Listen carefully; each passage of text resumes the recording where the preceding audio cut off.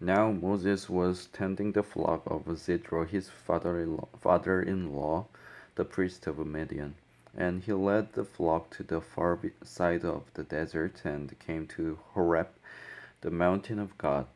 There the angel of the Lord appeared to him in flames of fire from within a bush.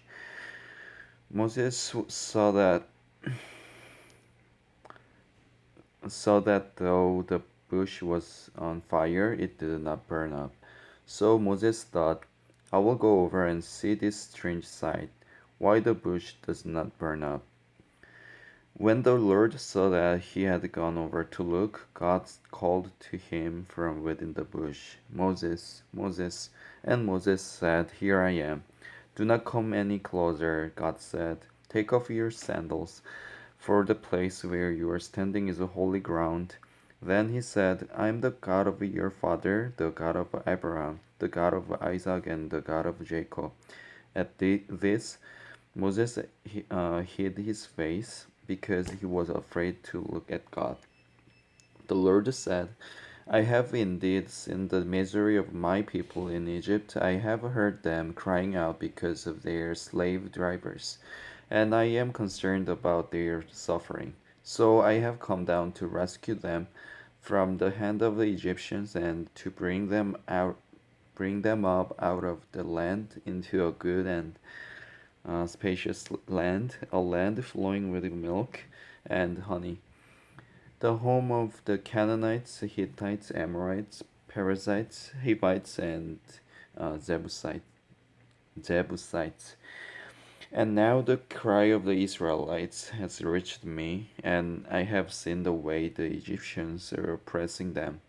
So now go, I'm sending you to Pharaoh to bring my people, the Israelites, out of Egypt.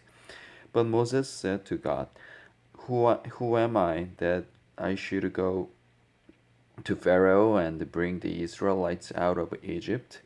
And God said, I will be with you, and this will be the sign to you that it is I who have sent you. When you have brought the people out of Egypt, you will worship God on this mountain.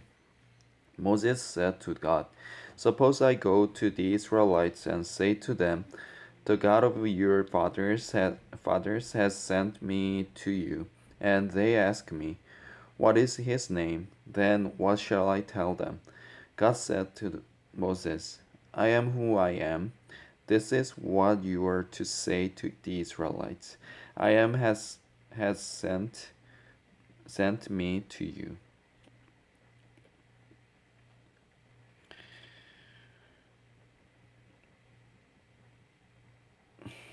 I am has sent me to you.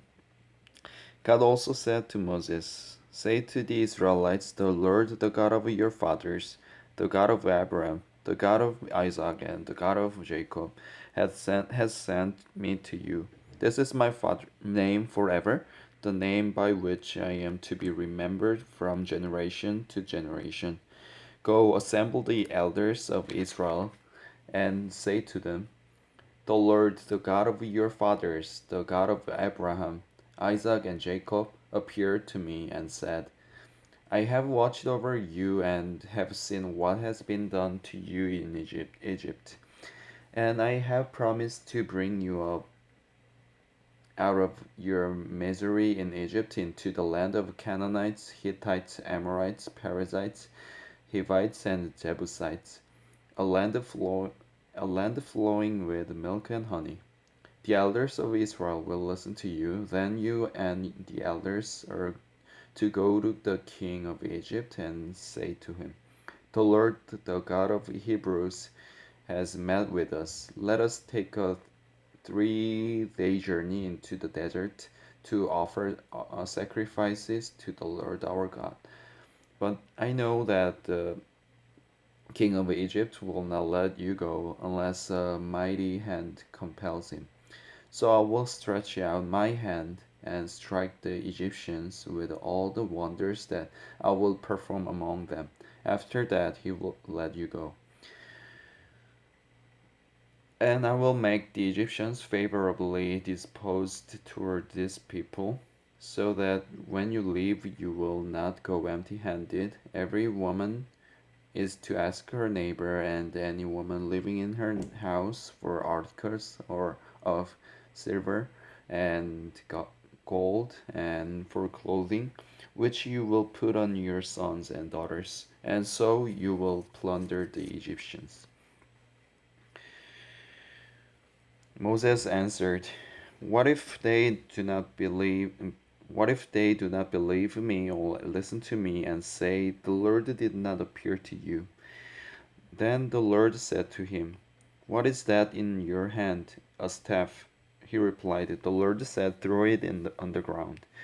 Moses threw it on the ground, and it became a snake, and he ran from it.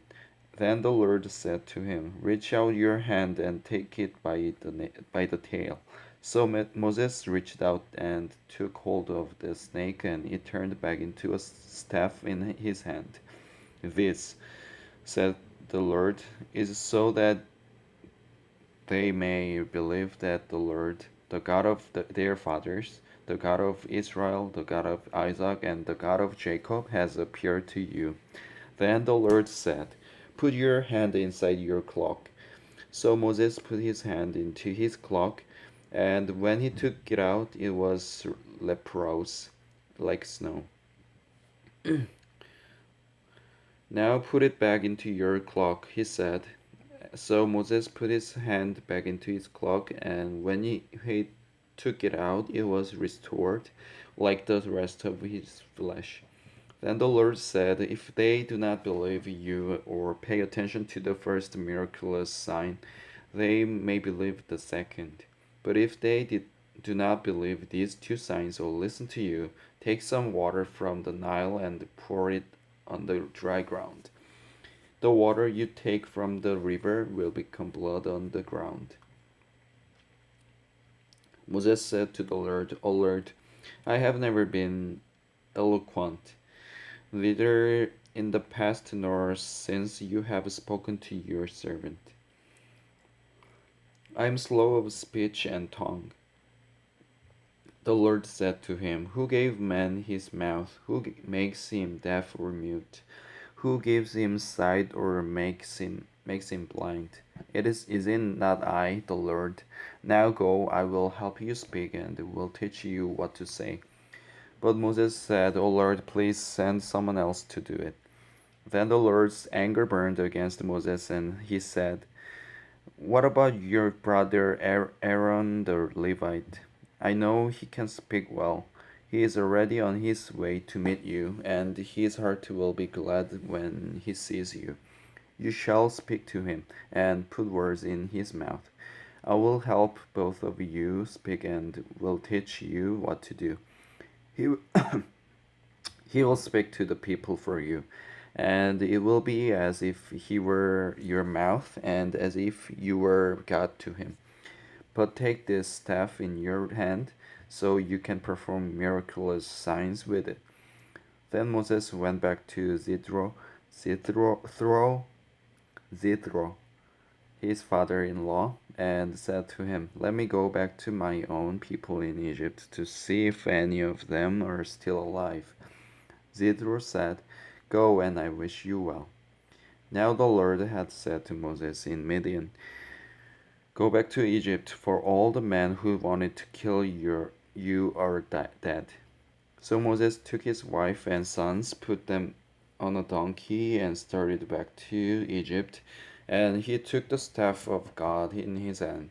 The Lord said to Moses, When you return to Egypt, see that you perform before Pharaoh all the wonders I have given you the power to do.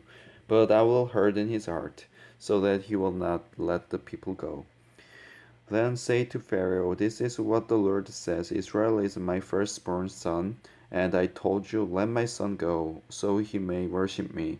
But you refused to let him go, so I will kill your firstborn son. At a lodging place on the way, the Lord met Moses and was about to kill him. But Zipporah took a flint knife, cut off her son's foreskin, and touched Moses' feet with it. Surely you are a bridegroom of blood to me, she said. So the Lord let him alone. At that time she said, bridegroom of blood, referring to circumcision. The Lord said to Aaron, go into the desert to meet Moses. So he met Moses at the mountain of God and kissed him. Then Moses told Aaron everything the Lord had sent him to say, and also about all miraculous signs he had commanded him to perform. Moses and Aaron brought together all the elders of the Israelites, and Aaron told them everything the Lord had said to Moses. He also performed the signs before the people, and they believed. And when they heard that the Lord was concerned about them and had seen their misery, they bowed down and worshipped. Amen.